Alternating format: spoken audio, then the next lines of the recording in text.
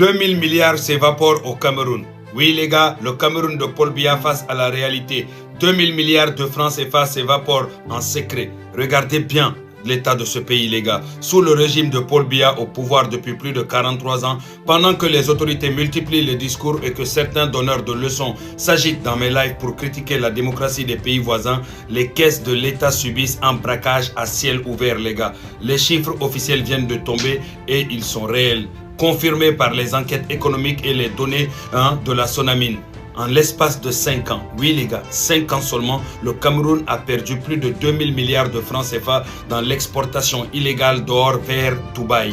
En langage clair, c'est ce qu'on appelle un pillage institutionnel massif qui se déroule dans l'impunité la plus totale, les gars. Le mécanisme d'un pillage de l'État. Comment une telle fortune peut-elle s'évaporer sous le nez des autorités? C'est très simple. L'or est extrait des riches sols camerounais, notamment dans l'Est, mais au lieu de renflouer les caisses de l'État, qu'est-ce qui se passe? Des tonnes de minerais sortent clandestinement par des circuits parallèles alors que la douane camerounaise ne voit passer que quelques kilos officiels. De l'autre côté, les Émirats Arabes Unis en réceptionnent des dizaines de tonnes. Cet or entre directement dans les circuits de Dubaï sans que le trésor public camerounais ne touche la moindre centime de taxe.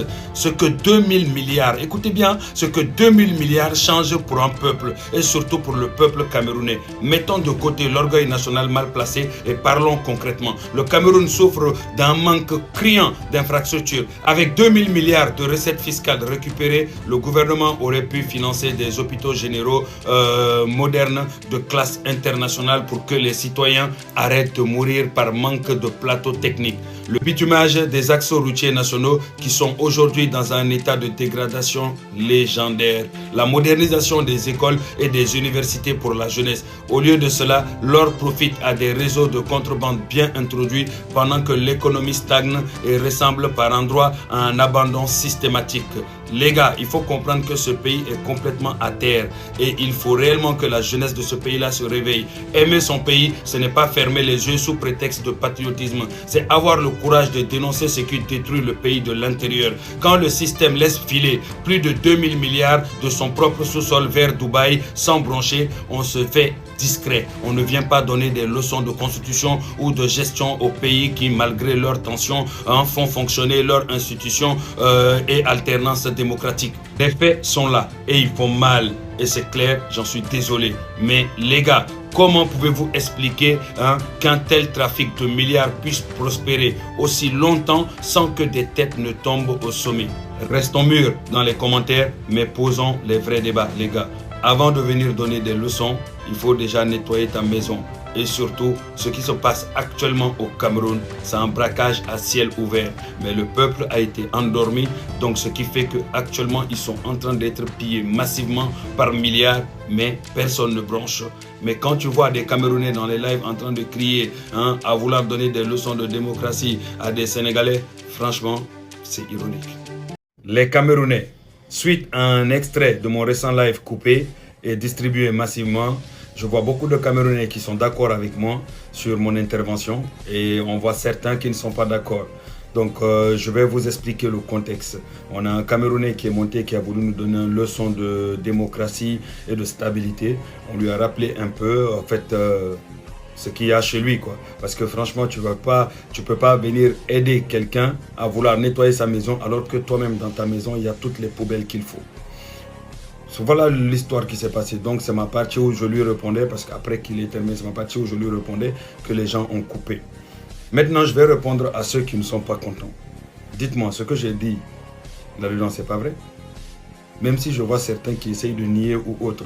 Nier ta réalité, c'est tout simplement regarder tes propres frères et sœurs mourir en silence. Et tu es celui qui les empêche de pouvoir crier à l'aide. Oui, vous êtes pire.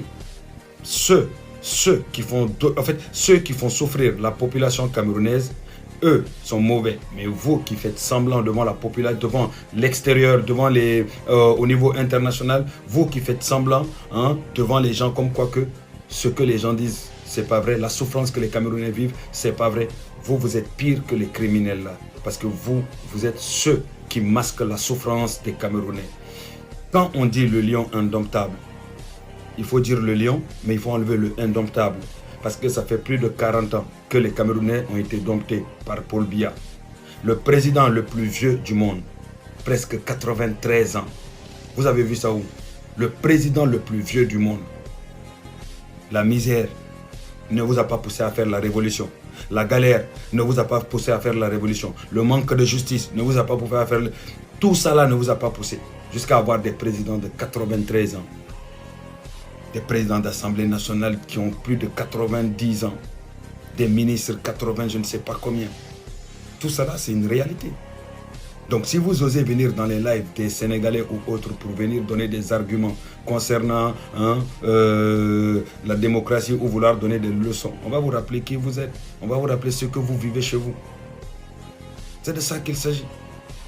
Le lion indomptable a été dompté depuis plus de 44 ans.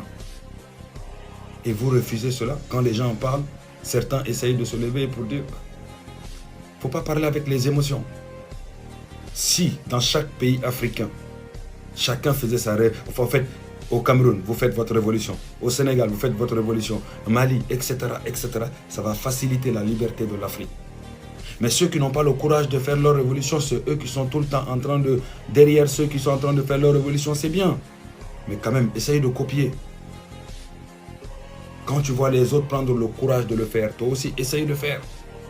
Mais toi, tu n'essayes pas de faire et tu veux venir critiquer. Ça n'a pas de sens. Et surtout, tu veux donner des leçons. Ça n'a pas de sens. Donc ceux qui meurent chez toi, ils n'ont pas d'importance. Le manque d'électricité, le manque d'infrastructures de santé et autres qu'il y a chez toi, qui fait souffrir la population, c'est pas important pour toi. Profites-en, apprends des Sénégalais, apprends de ceux qui sont déjà passés par là et copie ça chez toi. C'est pas être faible, c'est être intelligent parce qu'on apprend toujours pour pouvoir évoluer. Maintenant, les Camerounais qui ne sont pas d'accord, on est ouvert au débat à ce niveau-là. Mais il ne faut pas rentrer dans les sentiments. Parce que nous, on sera sans sentiments. On sera tranquille, calme et on va vous donner des arguments qui font réellement mal. Panafricains camerounais qui disent vouloir libérer l'Afrique alors qu'eux-mêmes vivent sous esclavage moderne depuis plus de 44 ans. L'imposture du panafricanisme au Cameroun. Pas de légitimité sans libérer sa propre maison. Regardons les choses en face. On nous bombarde de discours sur la révolution et la libération par des figures plutôt qui cumulent des millions de vues sur Internet. Mais aujourd'hui, on va briser l'hypocrisie. Comment prétendre détenir la clé de la libération de tout un continent quand on est incapable de lever le petit doigt pour son propre pays d'origine? Sans victoire chez soi, le discours n'est qu'une illusion. Déballons le mode de fonctionnement de ces soi-disant panafricains. Alain Foka, investigation à géométrie variable. On nous présente Alain Foka comme le grand journaliste d'investigation de l'Afrique, l'homme des dossiers secrets et des révélations. Son mode de fonctionnement, décortiquer les contrats, dénoncer l'impérialisme au Sénégal, en Côte d'Ivoire, au Sahel. Mais une question s'impose. Où sont ces grandes enquêtes sur le Cameroun? Pourquoi un journaliste avec une telle puissance médiatique et un tel réseau reste-t-il muet sur la gérontocratie de Yaoundé ou sur le scandale des 2000 milliards d'or évaporés vers Dubaï? Utiliser son aura pour éclairer les problèmes des autres tout en éteignant les projecteurs sur les défaillances de son propre pays, ce n'est pas du journalisme engagé, c'est un choix stratégique pour préserver son confort. Passons à Nathalie Yamb, la dame de Pythagore, moi j'aime bien l'appeler comme ça, adepte des discours enflammés, des attaques frontales contre le néocolonialisme. Son mode de fonctionnement repose sur l'indignation permanente et la quête d'une légitimité de fer sur le terrain du panafricanisme. Mais de quelle légitimité parle-t-on? Si son combat était réellement réel et avait une valeur, pourquoi ne commence-t-elle pas sur la terre de ses ancêtres qui est le Cameroun? Pourquoi ne met-elle pas cette immense influence au service de la libération des citoyens camerounais face au déni de la justice sociale? Il est très facile de haranguer les foules à distance, mais la vraie force se mesure à la capacité d'affronter les réalités de sa propre famille. Les gars, leur stratégie est simple. Surfer sur les crises des pays en transition pour capitaliser sur l'émotion de la jeunesse tout en évitant soigneusement de s'attaquer au régime le plus figé d'Afrique, le plus nul d'Afrique centrale et d'Afrique même en entier. C'est un business de la parole. Pour être crédible dans la révolution ou en combat de libération, il faut une preuve de concept. Il faut avoir mené et gagné la bataille chez soi, sur la terre de ses ancêtres. Un leader qui prétend libérer le continent alors que son propre peuple subit le verrouillage et le pillage dans le silence total, ne propose pas une libération. Il propose un produit marketing. La jeunesse africaine n'est plus dupe. La légitimité commence sur son propre sol, sur la terre de ses ancêtres. Vive l'Afrique libre et les Africains qui sont réellement conscients.